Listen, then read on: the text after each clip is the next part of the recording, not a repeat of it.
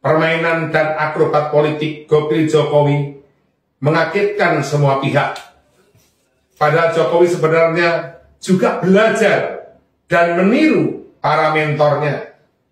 Para mentor Jokowi inilah politikus-politikus yang ada di sekelilingnya, menteri-menteri di sekelilingnya, ketua umum partai yang sebenarnya juga memberikan contoh kepada dirinya, termasuk juga pejabat penjahat serta penjahat-penjahat yang juga secara tidak langsung maupun langsung menjadi mentor Jokowi. Jadi sebenarnya ketika Jokowi melakukan sesuatu hal yang di luar prediksi, yang di luar perkiraan, Jokowi sudah mengukur daripada kemampuan strategi para ketua umum partai, sudah mengukur mental daripada ketua umum partai. Tetapi yang sekarang ini terjadi, Jokowi lupa diri. Jokowi tidak eling lan waspada dengan kemudian mencawapreskan anaknya sendiri, yaitu Gibran. Sehingga tanpa disadari, Jokowi memunculkan kekuatan rahwananya, kemudian menampakkan dasa muka. Publik melihat dan mencermati keputusan MK dalam pencapresan Gibran yang membuat PDIP terkejut, meriang, dan merasa dikhianati, serta membuat kubu Amin bertepuk tangan karena kubu nasionalis terpecah belah, serta kubu Prabowo yang mendapatkan durian runtuh. Tetapi di balik itu semua, sebenarnya keputusan MK dan pencapresan daripada Gibran tersebut adalah menjerumuskan Jokowi dan membuat kubu Amin naik di atas angin.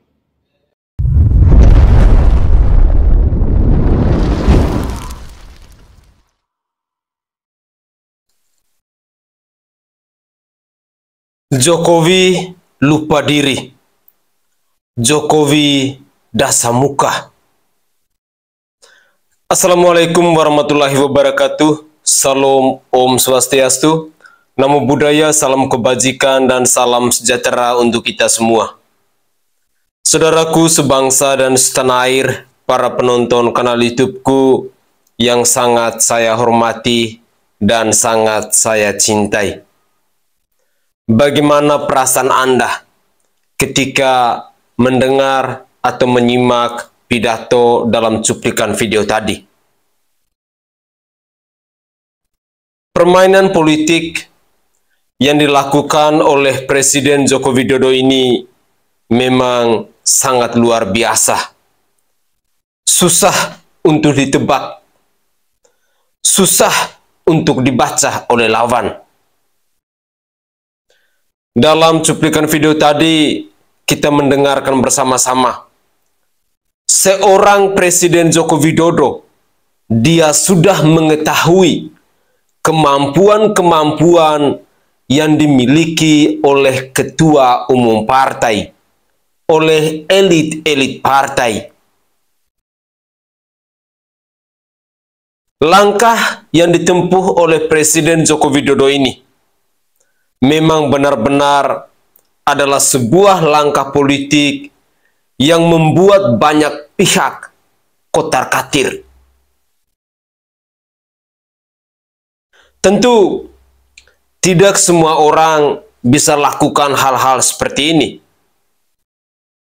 Tetapi di sisi lain, langkah yang dilakukan oleh Presiden Joko Widodo ini mengundang banyak kekecewaan yang dirasakan atau yang dialami oleh pendukung-pendukung Presiden Joko Widodo maupun relawan-relawan Presiden Joko Widodo di negara kesatuan Republik Indonesia ini. Kenapa seorang Presiden Joko Widodo harus melakukan hal ini di akhir masa purna tugasnya ini? Padahal kita ketahui bahwa seorang Presiden Joko Widodo jasanya begitu besar di negara kesatuan Republik Indonesia. Seorang Presiden Joko Widodo begitu dicintai oleh rakyat jelata di negara kesatuan Republik Indonesia.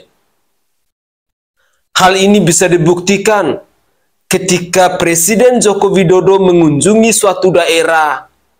Jokowi pasti akan selalu disambut dengan begitu meriahnya oleh masyarakat setempat.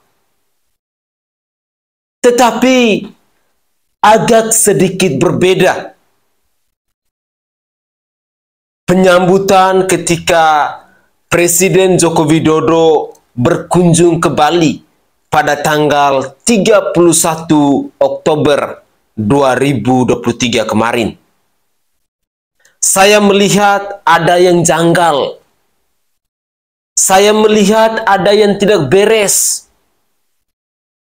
Tidak seperti biasanya masyarakat Bali menyambut Presiden Joko Widodo dengan apa adanya.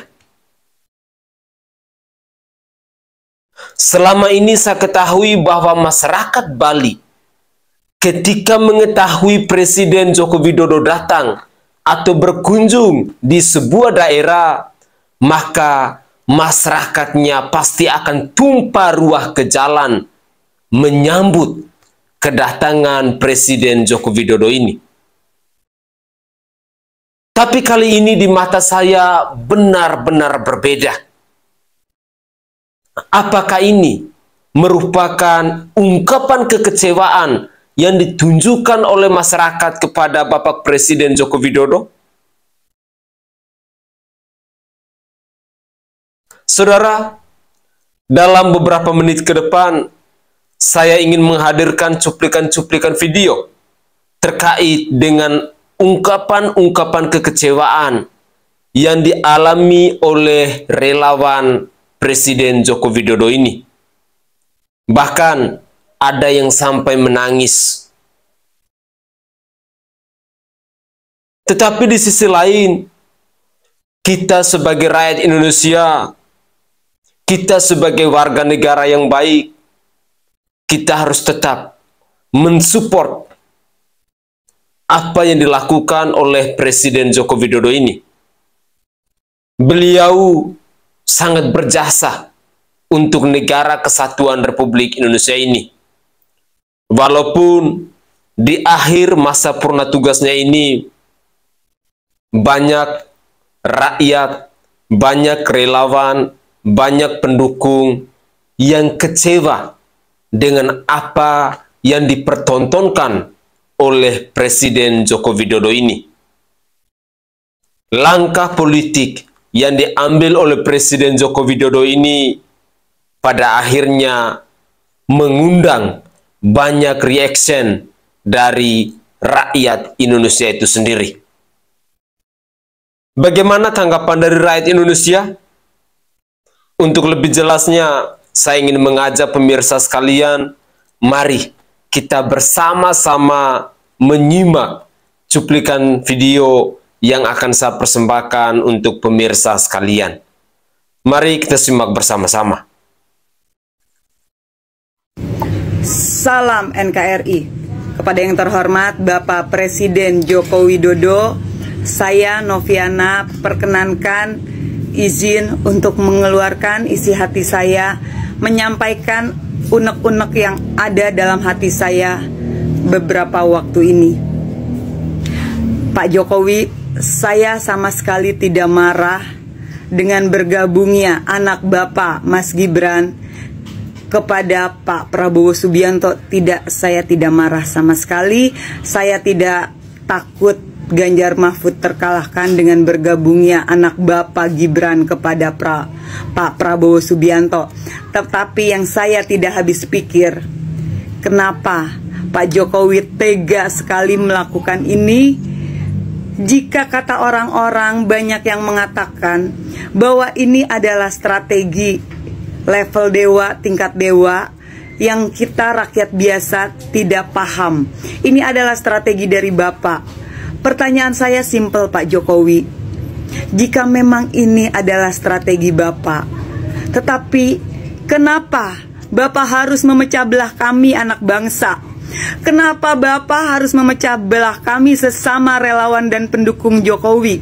Kenapa akhirnya relawan pendukung Jokowi selama 2 periode, bahkan kalian di Jakarta sejak Pilgub DKI Jakarta, kita bersatu, kita senantiasa seirama untuk berkomitmen menjaga, mengawal Bapak sampai selesai masa tugas Bapak.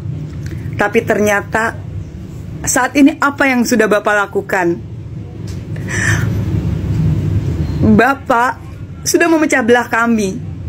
Apakah strategi memecah belah ini adalah strategi yang terbaik menurut Bapak? Apakah memecah belah adalah jalan yang terbaik untuk bangsa ini, Pak? Kenapa Pak Jokowi tega melakukan semua ini? Apa salah kami sebagai relawan dan pendukung Bapak? Saya Noviana, pendukung Bapak, relawan Bapak dari Pilgub DKI.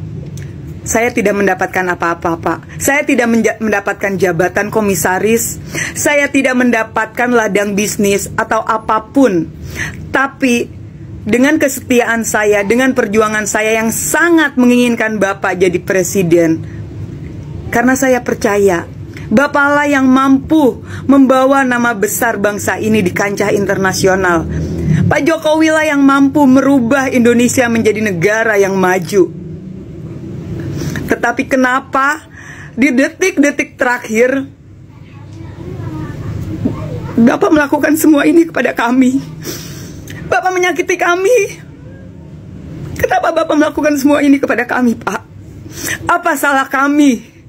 Apa salah relawan dan pendukung Bapak yang akhirnya kami harus terpecah belah? Apa tujuan dan maksud dari rencana Bapak? Sampai detik ini saya nggak habis pikir, apakah strategi memecah belah ini adalah jalan yang terbaik?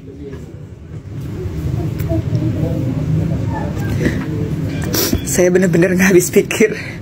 Saya nggak tahu harus ngomong apa lagi kepada Pak Jokowi. Saya salah satu dari sekian banyak relawan dan pendukung Bapak yang selama ini selalu menjaga, mengcounter semua isu-isu negatif mengenai Bapak. Termasuk terakhir, saya bahkan mau dipersekusi oleh pendukungnya Rocky Gerung hanya demi menjaga dan membela nama baik Bapak. Tidak mengharapkan apa-apa, Pak. Saya tetap masih Noviana yang dulu. Saya tetap mencari makan, membiayai hidup anak saya dengan berjualan kopi dan berjualan kaos. Saya tidak mengharapkan apa-apa, Pak. Tapi jujur, saya tidak marah Mas Gibran bergabung dengan Pak Prabowo. Tapi yang saya sedih, yang bikin saya sakit hati, kenapa, Pak? Kenapa harus memecah belah kami sesama pendukung dan relawan Bapak? Itu yang sampai saat ini, detik ini, saya nggak habis pikir. Apa salah kami? Apa salah PDI Perjuangan? Apa salahnya Ibu Megawati Soekarno Putri yang sudah membawa Bapak dan anak-anak Bapak hingga di posisi seperti saat ini? Betul, tanpa PDI Perjuangan, Bapak dan anak Bapak bukan siapa-siapa. Dan ingat juga, tanpa Bapak, PDI Perjuangan pun memang bukan apa-apa. Karena apa yang terjadi dengan kalian semua ini adalah simbiosis mutualisme, di mana PDI besar berkat seorang Jokowi, dan Jokowi jadi seperti ini berkat PDI Perjuangan dan peran serta Ibu Megawati. Miris, Pak. Udahlah, saya nggak bisa ngomong apa-apa lagi. Saya hanya itu aja, unek-unek saya nggak habis pikir. dengan apa yang sudah Pak Jokowi lakukan untuk bangsa ini. Saya berharap di akhir masa tugas masa jabatan Pak Jokowi tetap memiliki nama besar yang dicintai oleh rakyatnya, yang rakyatnya menilai bahwa Bapak adalah salah satu presiden terbaik setelah Soekarno. Tetapi kenyataannya tidak. Tetapi terlepas dari apapun, saya, Noviana, secara pribadi sebagai relawan dan pendukung Bapak tetap akan konsisten dan setia mengawal Bapak sampai masa tugas Bapak selesai. Karena itu adalah bentuk pertanggungjawaban saya sebagai relawan dan pendukung Bapak. Walaupun saya harus sakit hati, walaupun saya harus kecewa, walaupun saya harus sedih, saya tetap harus mengawal Bapak dan tetap menjaga Bapak sampai masa tugas selesai. Karena biar gimana pun juga, saya harus mengakui bahwa Pak Jokowi sudah berhasil membangun Indonesia, sudah berhasil melakukan perubahan yang cukup signifikan terhadap bangsa ini. Ya, mungkin inilah kehilafan dan kesalahan yang Bapak lakukan. Semoga Bapak segera sadar dengan apa yang sudah Bapak lakukan. Silahkan Bapak menggunakan segala macam strategi-strategi, tapi tolong jangan memecah belah kami, anak bangsa, khususnya sesama relawan dan pendukung Jokowi. Terima kasih Pak Jokowi, semoga Bapak senantiasa sehat selalu dan semoga semua yang Bapak inginkan tercapai. Oke, salam NKRI. Saya tidak menentang Kaisang masuk sebagai ketum PSI, tapi kan harus melalui jalan yang benar. Kader kayak latihan kayak, kalau partai mau kuat itu harus pimpinannya terlatih, militan, berbenturan dengan berbagai problem. Tapi kalau dicangkokkan di sana terus, ya untung Kaisang orangnya lucu, saya seneng deh. Tapi menurut saya salah itu. Salah memilih ketum PSI. Give it a chance, Mas. Menempatkan Kaisang karena dia anak presiden, tidak mungkin kalau Kaisang bukan anak presiden di sana tanpa dia memasuki proses pengkaderan. Ya. Apalagi partai ini kan berdasarkan kesadaran. Mas Gun, ada PAN, ada PSI, ada Presiden Jokowi yang membuat Anda kecewa dan sedih. Seorang Gunawan Muhammad akan kapok nggak sih? Harusnya ya. Sebetulnya begini ya, sebenarnya saya udah kapok. Ketika mau ada pilpres saya udah bilang, saya nggak mau milih lagi lah. Saya mau melukis, menulis. Saya mau menulis novel, saya mau menulis beberapa buku. Tapi tiba-tiba ada gejala yang menakutkan, yaitu Mahkamah Konstitusi itu. Saya bilang pada diri saya dan teman-teman, emangnya saya tega ini? Emangnya saya tega negeri ini nanti akan dihuni oleh cucu saya, anak saya yang mengalami kekacauan? Emangnya saya tega negeri rusak? Bapak saya kan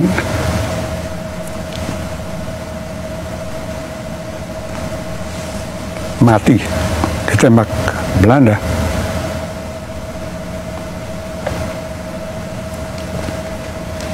Dengan harapan. Jadi saya makanya saya harus ikut lari di sini. Saya mau ikut lari, mau ikut lagi, tapi saya nggak bisa sepenuhnya. Umur saya udah 82. Kalaupun ikut demonstrasi udah nggak pantas lah, juga nggak kuat kan, udah saraf kejepit dan sebagainya. Jadi apakah saya akan kapok? Ingin kapok. Dan mudah-mudahan saya nggak perlu lagi begini. Dan saya pastikan 10 tahun lagi saya nggak akan lagi begini. 10 tahun lagi kan saya nggak di sini. Belum tentu. Ya mungkin di Amerika. Tapi enggak aja. Panjang umur, Mas Gun. Insya Allah.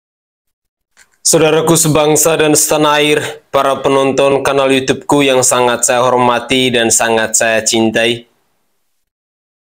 Saya jadinya terharu ya, ketika mendengar unek-unek yang disampaikan oleh Noviana tadi dan juga Bapak Muhammad Gunawan ini. Itu adalah ungkapan yang datang dari lubuk hati mereka karena kecewa dengan Bapak Presiden Joko Widodo, kecewa dengan keputusan MK, kecewa kenapa di akhir masa tugas dari Bapak Presiden Joko Widodo ini harus ada pecah belah antar sesama anak bangsa, antar sesama relawan, maupun adanya hubungan yang tidak baik di sesama relawan Presiden Joko Widodo itu sendiri. Saya sedih ketika melihat fakta sejarah ini harus terjadi. Sedih karena selama ini yang saya kenal, Joko Widodo itu adalah seorang pemimpin yang di mata saya sangat ideal.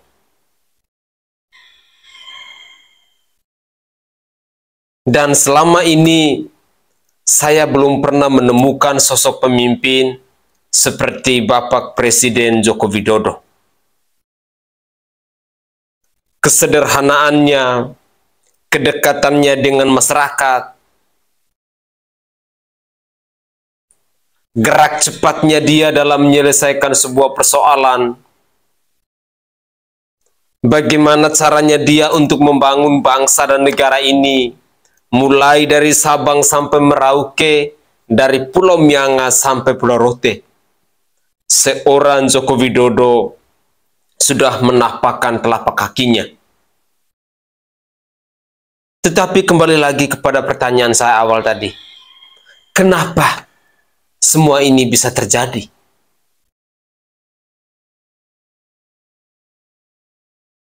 Langkah politik atau pergerakan politik yang seperti apa yang mau dimainkan oleh seorang Presiden Joko Widodo ini?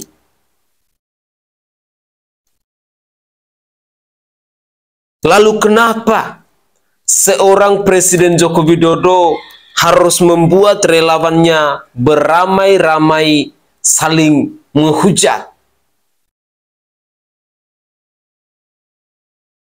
saling mengadu domba? Padahal kita tahu Joko Widodo itu adalah orang baik, pemimpin yang sangat rendah hati. Tapi kenapa ini semua harus terjadi?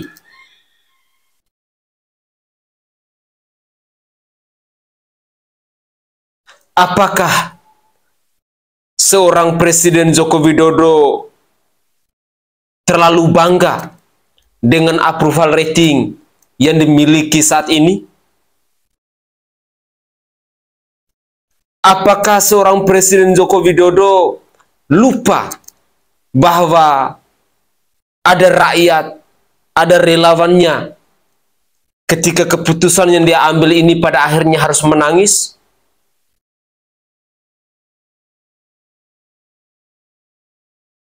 Saudara, kita ketahui bersama bahwa politik itu memang dinamis. Kekuasaan itu tidak ada yang kekal. Yang ada hanyalah kepentingan.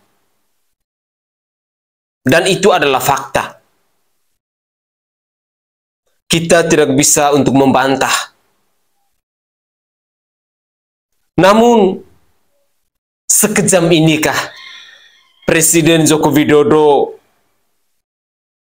harus membuat banyak relawannya, banyak pendukungnya yang meneteskan air mata?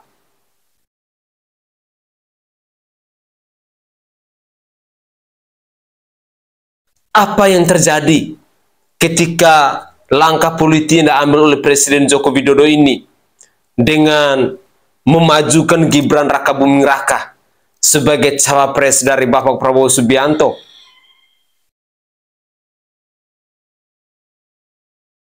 Dan apalagi proses yang dilalui oleh Gibran Rakabuming Raka ini dengan begitu instan. Cara-cara dalam berpolitik yang tidak pantas ditunjukkan oleh seorang negarawan.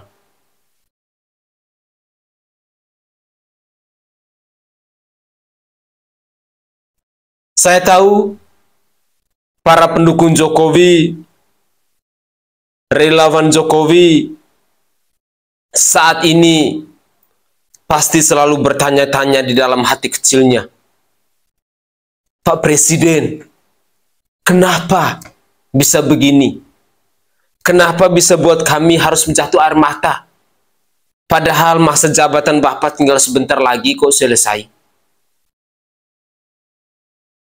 Kami sebagai relawan, kami sebagai pendukung, kami menginginkan bahwa sosok ideal yang ditunjukkan oleh seorang Presiden Joko Widodo ini dari tahun 2014 sampai tahun 2019, 2019 sampai tahun 2024 ini, relawan dan para pendukungmu menginginkan yang terbaik.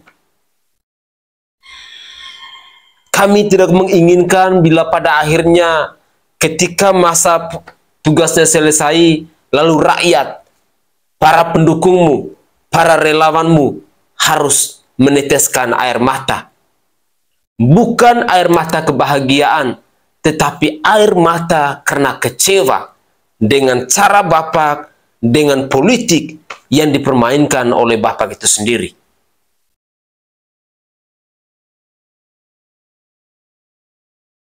Saudara, kita jangan terlalu berlarut dalam kesedihan.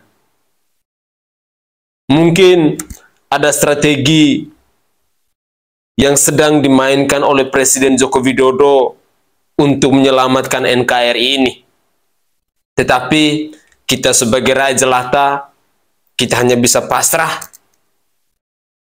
Kita hanya bisa bersuara, dan semoga suara kita bisa didengar langsung oleh Bapak Presiden Joko Widodo, sehingga beliau mungkin bisa mempertimbangkannya kembali bagaimana cinta rakyat kepada Presiden Joko Widodo. Untuk lebih jelasnya, mari kita simak kembali cuplikan-cuplikan video berikut ini. Semoga bisa bermanfaat dan bisa berguna bagi kita semua. Kita ketemu lagi. Nah, saya ini baru aja belum selesai kerja. Dari tadi malam sudah ada di apa? Wah, SMS begitu banyak masuk. Nanyanya itu loh yang aneh itu. Mas, itu ngapain sih Jokowi itu ngundang 3 capres? Ya kenapa ngundang aja, kan biasa-biasa aja. Itu udah kebiasaan dari Solo itu, kata teman-teman di Solo ya. Kalau ada masalah dikit, biar sejuk, biar semuanya kembali normal, diundang makan-makan. Kalau orang Solo bilang itu cara lamanya Mas. Ini menarik ya, jadi saya garis bawahi itu ya. Artinya gini, rupanya mungkin ya, yang Pak Jokowi ingin sampaikan ke publik gitu ya, bahwasanya sudahlah kita semua duduk bertiga, kita ketawa-ketawa, kita damai dan mengharap ya ada satu suasana sejuk yang dilemparkan ke publik dengan harapan nanti pemilu itu yang kayak begini loh, akan damai, rukun-rukun aja. Ya, namanya berilusi kan boleh-boleh aja.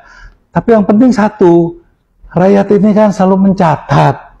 Kan aneh, kalau Pak Jokowi itu mau pemilu damai, ya sudah, jangan terlalu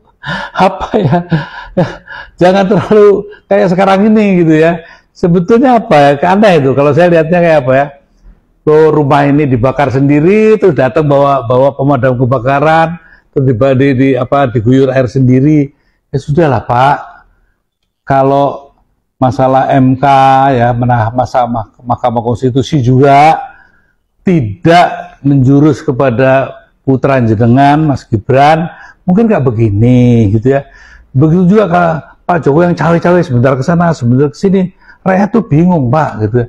Itu yang buat ketegangan ya. Jadi kalau cuma diselesaikan dengan makan-makan, Mas Anies kan tahu lah ya kan. Mas Anies juga punya kenangan indah sama sampean. Mas Ganjar, sama Bowo juga kan. Dulu ya. Setelah jadi gubernur, pasti ada kenangan masing-masing gitu ya. Jadi menurut saya yang paling penting kalau memang menginginkan pemilu yang sejuk itu sederhana kok ya. Be a good president. Diam. Memerhatikan, memberi katakanlah hal-hal yang bersifat pencerahan. Tapi kalau cawe-cawe ya gini jadinya Pak gitu kan. Nah, yang kedua, di sisi lain ada yang bilang, lo kok Mbak BK-nya diam aja, lo suruh ngapain gitu. Mbak BK ngapain? Mengomentari seperti ini. Contohnya nih, baliho-baliho nih, Pak Jokowi mau datang ke Bali, diturunin semua yang ada Mas Ganjar, Mas Mahfud, katanya semuanya juga begitu, partai-partai bersih untuk bersihkan. Loh kalau memang betul-betul ya bagus dong ya. Tapi waktu di Padang katanya nggak begitu. Ya apa itu gambarnya Mas Bowo sama Gibran, konon nggak begitu. Kalau memang betul gitu Pak, itu Pak yang bikin orang jadi resah. Ih karepe apa presiden ini kan gitu loh Pak. Itu sama lah. Jadi kasihan juga ya, akhirnya nanti dikira gimana, diberikan image seolah-olah nantinya ya, wah kalau nanti Mbak Mega ngomong bilang Mbak Mega ikut cawe-cawe gitu kan. Mbak Mega nanti juga katakan apa, petugas partai. Kalau tugas partai itu sebelum ke istana diundang sama Bapak itu pasti dia laporan Mbak Mega, boleh enggak saya? Mbak Mega lepas saja kok karena dia percaya sama Ganjar. Nah saya ini terakhir saya akan beritahu teman-teman ya. Saya nampingin Mbak Mega itu 9 tahun ya. Kalau dibilang petugas partai itu, ini yang kalian belum tahu. Bahkan diberikan kepercayaan penuh ya untuk nyusun kabinet aja. Ya, waktu pertama sama Gus Dur, yang dikasih kepercayaan itu saya sama Pak Franseda. Nggak ikut-ikut ya. Cuma terakhir diberikan. Sama semuanya begitu juga. Begitu juga Pak Jokowi. Ayo Pak Jokowi, jujur ya kita ya. Nah, siapa ayo yang bandel ayo.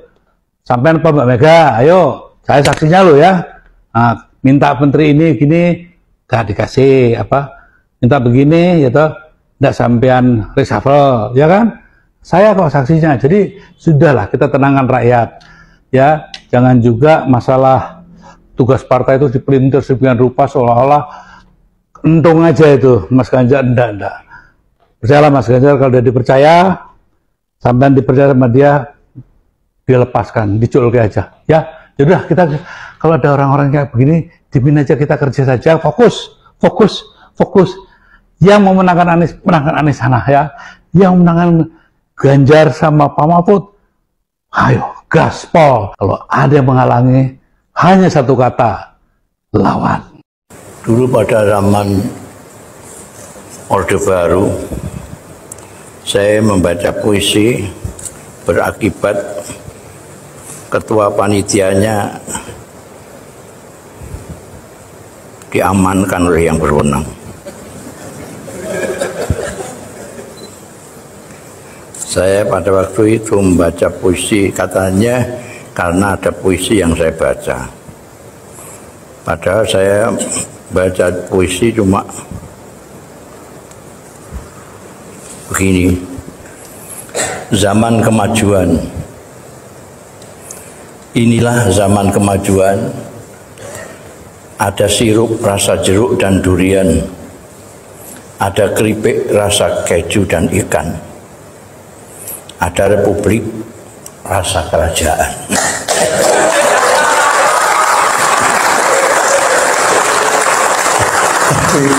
Malam ini saya tidak akan baca yang gitu-gitulah. Buat orang-orang yang hari ini terlalu bernafsu untuk menganggap Presiden Jokowi dan keluarganya adalah pengkhianat partai PDI Perjuangan karena peristiwa politik akhir-akhir ini, Boleh nggak kalau saya mengatakan bahwa PDIP lah yang terlebih dahulu mengkhianati Presiden Jokowi? Saya ingin ajak teman-teman untuk mundur ke peristiwa 7 bulan lalu terkait dengan penolakan PDIP terhadap kehadiran Israel dalam Piala Dunia U20. Wah bang, itu memang harus ditolak bang. Itu tidak benar. Itu mencederai pembukaan Undang-Undang Dasar dan segala macam. Oke, sebelum kalian mengetikkan komentar yang seperti itu, tahan dulu. Saya ingin ajak kita bicara tentang etika politik, karena etika politik yang selama ini dipersoalkan oleh PDIP kepada Presiden Joko Widodo. Teman-teman, di negara dengan sistem pemerintahan presidensial ini, yang kita anut ini, ada dua kubu. Untuk menciptakan check and balances ada dua kubu, oposisi dan pendukung pemerintah. Dan dalam hal ini PDIP berkedudukan sebagai pendukung pemerintah bersama dengan partai-partai lain. Ada Golkar, PAN, Gerindra, PKB, P3, NASA. Dalam keadaan itu seharusnya apapun keputusan pemerintah itu didukung oleh PDI Perjuangan. Teman-teman, Presiden Jokowi itu adalah kader PDIP pada masa itu. Dan PDIP yang merupakan partainya sendiri berseberangan dengan Presiden masalah ini. Dan buntutnya Piala Dunia batal digelar. Teman-teman, partai politik lain memilih diam. Itulah makanya Presiden lebih merasa nyaman bekerja sama dengan koalisi-koalisi pemerintah, partai politik lain, koalisi pemerintah yang lain selain partainya sendiri. Karena faktanya pada masa itu mereka memilih diam. Saya yakin mungkin ada kader-kader partai lain itu yang memilih bersikap sama dengan PDIP, tetapi memilih diam karena apa? Karena mereka menyadari etika politik bahwa pada saat itu mereka mendukung pemerintah. Dan satu-satunya kader PDIP yang membela Presiden Jokowi itu siapa? Anaknya sendiri, Gibran Rakabuming Raka, yang secara tegas mengatakan bahwa Solo siap menggelar Piala Dunia. Itu menjadi catatan bagi kita semua. Dengan peristiwa ini masih mau mengatakan bahwa Presiden mengkhianati PDIP? Betul. Mereka dululah yang sudah mengkhianati Bapak Jokowi. Dan saat ini rakyat hatinya terluka. Karena apa? Yang seharusnya partai pengusung yang mengusung Pak Jokowi selama 2 kali, mengusung beliau kembali, tapi malah mengusung orang lain. Maka dari itu, saat ini Bapak Jokowi hanya bersama rakyatnya yang masih setia dengan Bapak Jokowi. Wahai rakyat Indonesia, mari bersatu, berdaulat untuk mengusung Bapak Jokowi agar Indonesia terselamatkan. Selamatkan Indonesia bersama dengan Bapak Joko Widodo. Karena hanya Bapak Joko Widodo yang mampu menyelamatkan Indonesia dari segala hal saat ini, kemarin, dan esok hari. Selamat malam Jokowi lovers. Bertemu lagi. Salam sehat, salam waras, salam cinta damai, peace buat seluruh masyarakat Indonesia yang cinta damai, yang toleransi, dan yang saling mengasihi. Ya, tidak membedakan antar suku, saling menerima keberagaman, dan seterusnya. Oke. Nah, kali ini saya ingin mengangkat sebuah pernyataan sikap dari Mak Banteng. Ya, pada waktu itu beliau sedang berbicara di depan kader dari partainya, dan di situ juga ada Mbak P.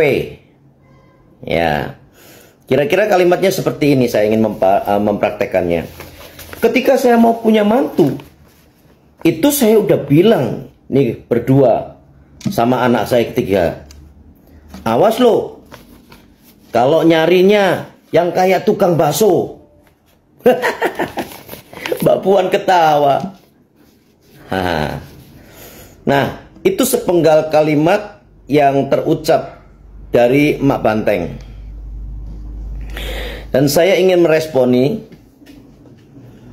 dan saya ingin memberitahukan kepada Mak, tukang bakso itu adalah sebuah profesi ya Mak. Perlu Mak tahu. Dan profesi tukang bakso itu tidak ada yang salah. Mereka bekerja, mereka menjajakan dagangannya sebagai tukang bakso. Lalu apa yang salah? Sehingga Mak harus berpesan kepada kedua anak Mak yang sebenarnya jumlahnya 3. Ya, kalau mau cari mantu, awas ya, jangan cari yang kayak seperti tukang bakso. Kayaknya ngeremehin banget sih profesi tukang bakso. Ketawa lagi. Itu yang ngeselin banget. Buat saya udah ngeremehin profesi tukang bakso, ketawa lagi. Ya Tuhan.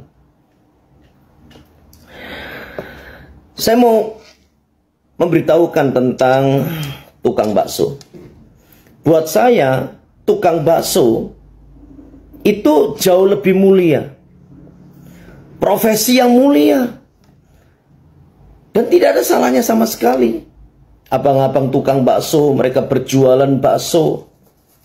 Tidak ada yang salah. Dan mereka jauh lebih mulia dibandingkan orang-orang yang punya kedudukan di pemerintah, tetapi pikirannya kotor. Ya, otaknya nggak waras. Yang ada di dalam pikirannya cuman korupsi, korupsi. Bagaimana ngerampok uang negara.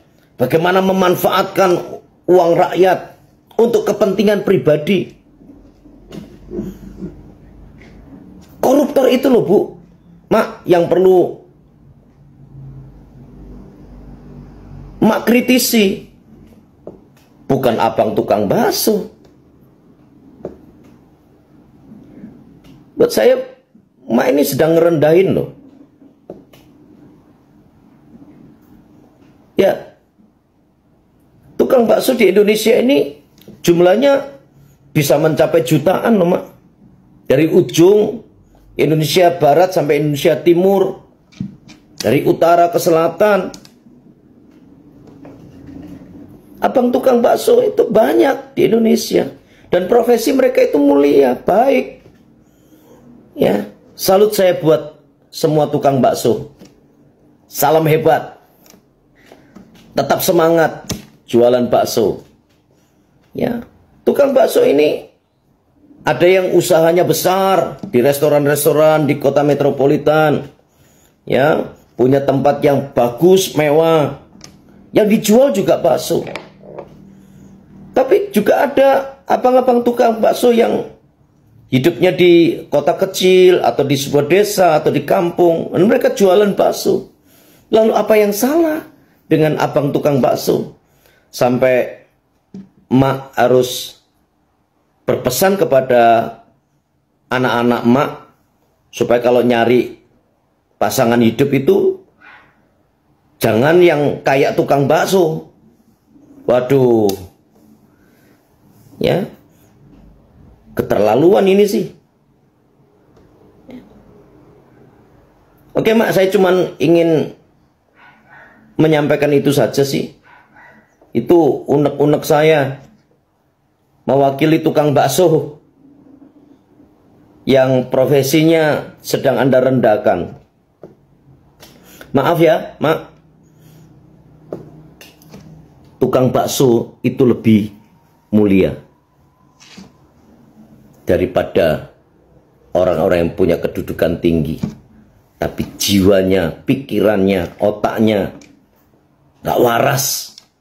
Gara-gara ya selalu memanfaatkan kesempatan bagaimana mengkorupsi uang negara untuk kepentingan pribadinya. Harusnya koruptor itu yang mak-mak kritisi, bukan abang tukang bakso. Kalau Anda tidak bisa membantu tukang bakso, minimal jangan merendahkan. Ya, oke, sekali lagi buat seluruh tukang bakso, salam hormat dari saya. Kiranya hati abang tukang bakso tidak ada yang kecewa. Semuanya tetap sehat. Salam waras, salam hormat. Selamat malam semuanya. Salam cinta damai menuju Indonesia Emas tahun 2045. God bless. Oke guys, itulah cuplikan-cuplikan video yang bisa saya persembahkan ke hadapan pemirsa sekalian. Semoga saja unek-unek komentar-komentar yang disampaikan oleh netizen tadi bisa berguna untuk kita semua, bisa menambahkan hal-hal baru dalam kehidupan kita. Menarik ketika saya mendengar pernyataan dari Bapak yang terakhir tadi dalam cuplikan video yang terakhir tadi, dia mengatakan bahwa tukang bakso itu jauh lebih terhormat daripada seorang koruptor.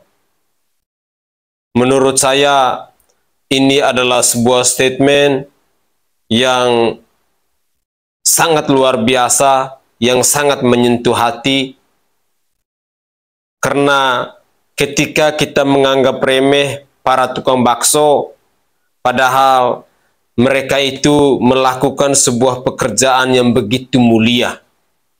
Mereka tidak menyusahkan orang lain.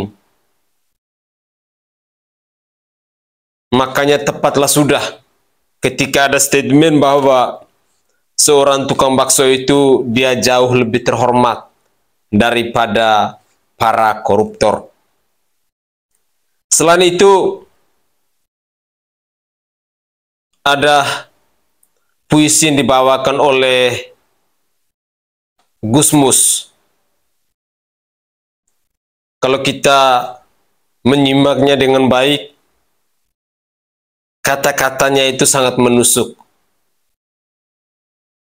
Republik rasa kerajaan. Apakah kata-kata ini Gusmus sedang menyinggung politik dinasti? Karena biasanya politik dinasti itu lebih tepatnya berlaku di sebuah negara kerajaan. Karena itu berlaku di zaman feodal.